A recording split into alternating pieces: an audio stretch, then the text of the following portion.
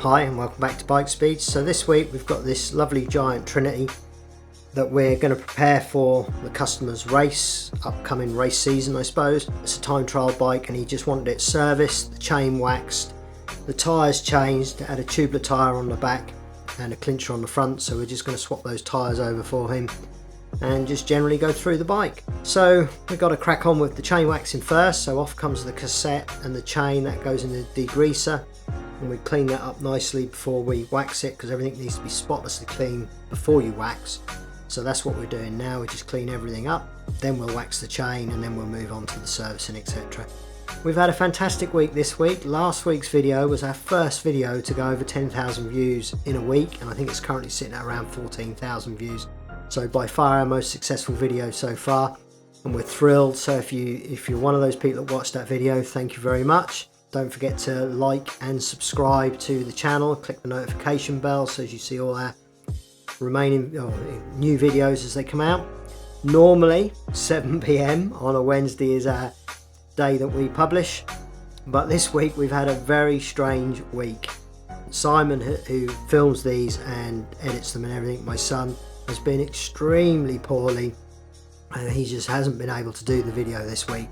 So we literally, today he was feeling well enough that he came in and filmed this, edited it, and we're hoping that we've got this out at some point in our normal Wednesday evening, albeit not at 7 o'clock. So next up we're going to get the old tubular tyre on here. These are bonded on. You can use either a tape or a glue. I like to use the glue. And the reason I like to use the glue is because the tyres have this canvas around them and glue soaks in where the tape tends to just sit on the surface, and I like the bond that glue gives. So we've cleaned all this wheel up prior to doing the video because, like I say, we knew we were going to be pushed for time, so I'd already prepared the wheel for this. And so we get that on there, line up the canvas with the edge of the rim.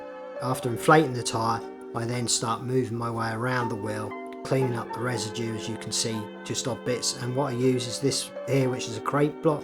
Remember the old blue suede shoes, crepe shoes? It's exactly the same stuff, but it's great for removing residue glue on bonding. So we just use that to go around the edge of the wheel to clean it up, especially on that braking surface of the carbon rim there. And then also with this one, it just had a pull-off hub, so it made sense just to whip that off and re-grease it. So it's a very, very easy hub to service. So we clean all the glue off, clean all the grease off, fresh layer of grease in there, hub grease, Shimano. We'll give that a little wipe round, and then a little bit of silicone grease on this rubber here, because we use silicone on rubber, and that will just seat that nicely back onto the wheel. So that's what we've done there. And then we just give our resin polish clean to the wheel. There was a lot of residue on this wheel, a lot of grease, a lot of sticky fingers and so on through the years. So with a nice resin polish on there, you can see how that comes up.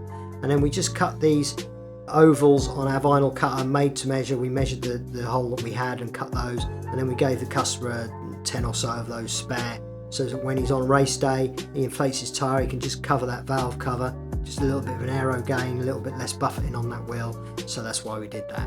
On goes the cassette, torqued up to 40 Newton meters. That's obviously been dusted with molten speed powder as well, just gives a nice little finish and a few extra watts to the rider. And then we also just clean up the skewer here. We're also pleased that actually this week the channel has gone over 3,000 subscribers. So another little milestone within the week. So we've had a really testing week. The most successful video we've had, a milestone on subscribers, and also illness affecting us in terms of producing the videos. So we're glad to be here tonight and glad that you're here with us. So thank you very much. Don't forget to like, subscribe and click the notification bell.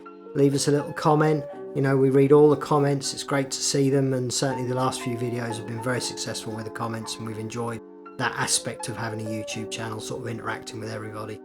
Next up, we're just cleaning up these brakes. You can see how black that is, so a little bit of wire brush on there to clean that off. That will give a little bit more grip to the carbon surface of the wheels, so his braking power will be improved. And that's, you know, just another aspect of getting a bike service that you sometimes don't think of when you're getting your bike serviced, but it's the things that make all the difference.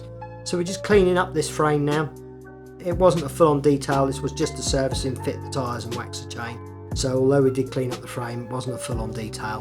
And then we're just lubricating and greasing up that rear derailleur. Same with the brakes, making sure that everything's working as it should and efficiently. so that he can race this bike in absolute confidence that he can go, stop and turn, and yeah, so that's everything ticked on the boxes there. So we get on this chain, begin to get the bike back together, and then there's a thumb adjuster here, and when we started to adjust it I realised that was actually out of the derailleur.